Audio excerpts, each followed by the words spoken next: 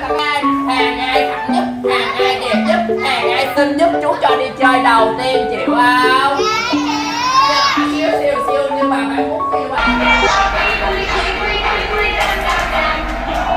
Chưa hết nữa, chưa hết nữa.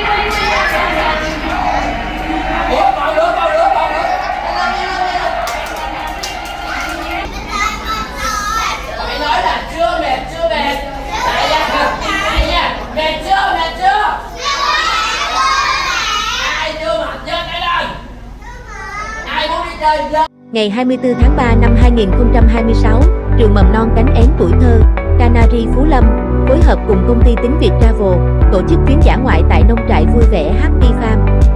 Ngay từ sáng sớm, các bé đã có mặt với tâm trạng háo hức, vui tươi, sẵn sàng cho hành trình trải nghiệm đầy thú vị.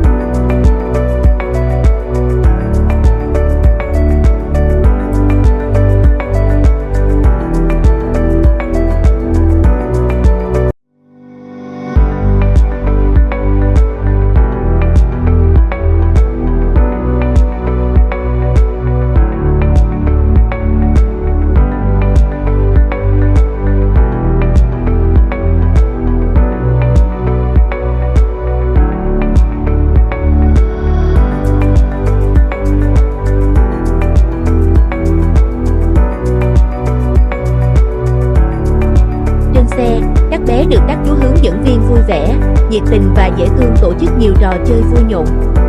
Không khí tràn ngập tiếng cười, giúp các bé thêm hào hứng và gắn kết với nhau ngay từ khi bắt đầu chuyến đi.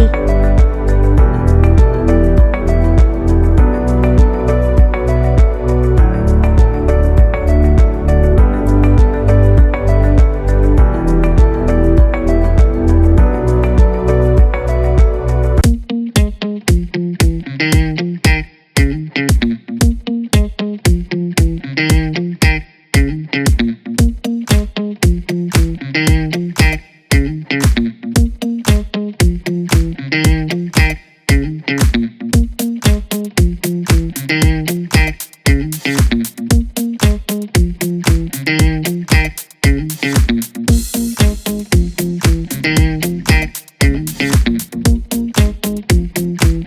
không? Đoán thử đi, trời đất ơi, tên dữ dằn đi. Chú hổ hả? Chú hổ, chú hưu châu. Tên này rất là dễ thương luôn. Tên gì? Tên bây giờ nè. Trời đất ơi, kêu các bạn ơi, các bạn phải kêu một cách nhẹ nhàng thôi nha. Lại nè, mèo méo mèo mèo mèo. Kêu đẹp nha. Nón đẹp đâu là nón đẹp đâu. Nón xinh đâu là nón xinh đâu.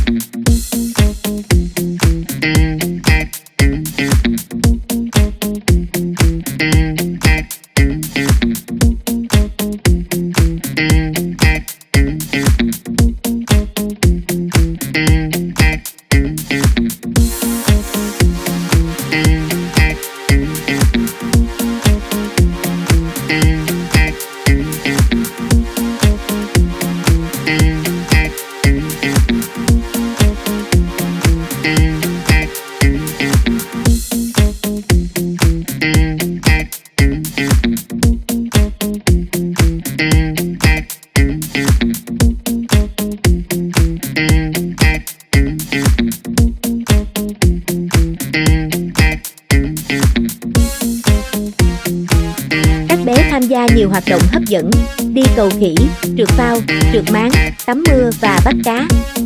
Tiếng cười giòn tan, những khoảnh khắc vui chơi hết mình đã tạo nên một ngày thật đáng nhớ.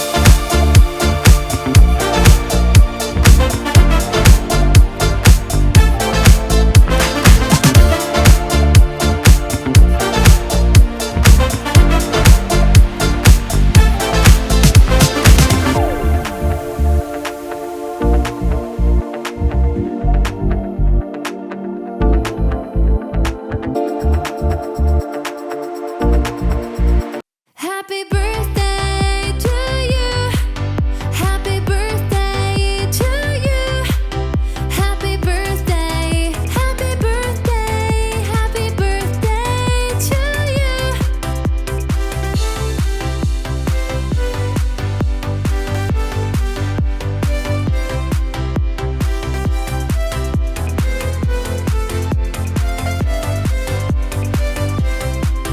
Happy birthday to you.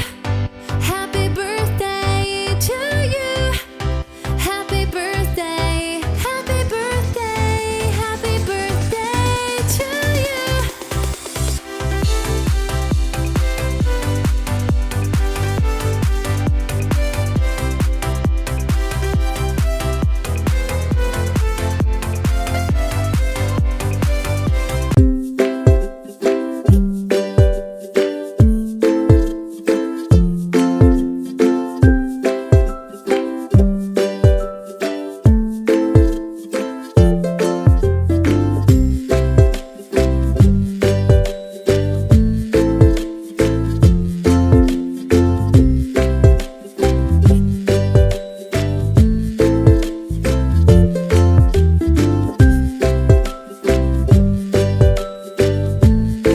Sau khi vui chơi, các bé cùng quý phụ huynh và thầy cô quay quần bên bữa cơm trưa ấm áp, thân tình. Các bé nghỉ ngơi để nạp lại năng lượng cho buổi chiều.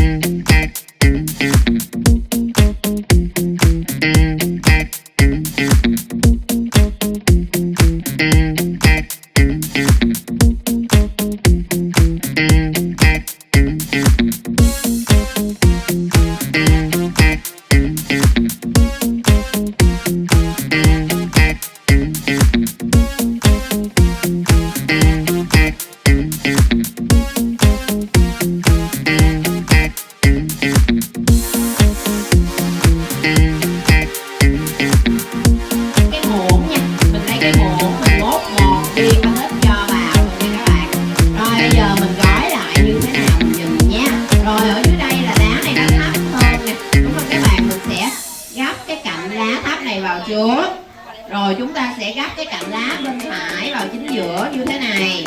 Rồi cạnh lá bên trái vào chính giữa. Rồi phần còn lại này mình gắp và mình nhét lại vào bên trong. Rồi mình xoay cái mũi nhọn lên trên. Vậy là mình đã hoàn thành cái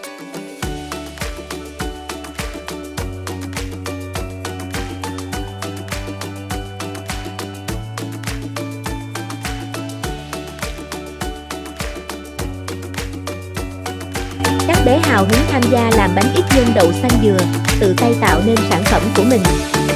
Bên cạnh đó, các bé còn được tham quan vườn thú, quan sát các con vật đáng yêu và học hỏi thêm nhiều điều bổ ích.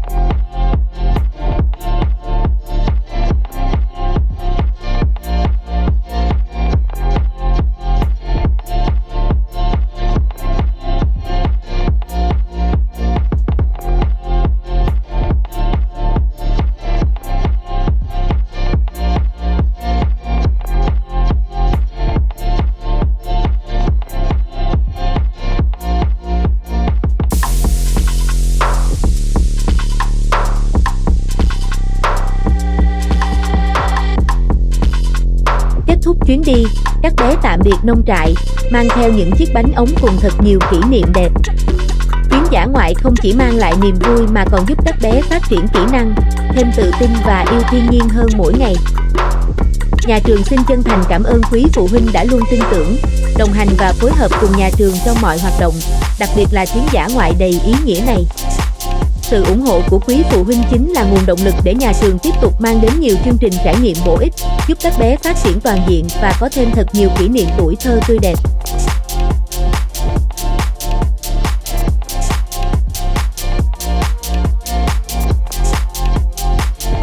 Nhà trường xin chân thành cảm ơn quý phụ huynh và công ty Tín Việt Travel đã đồng hành cùng nhà trường trong hành trình ý nghĩa này.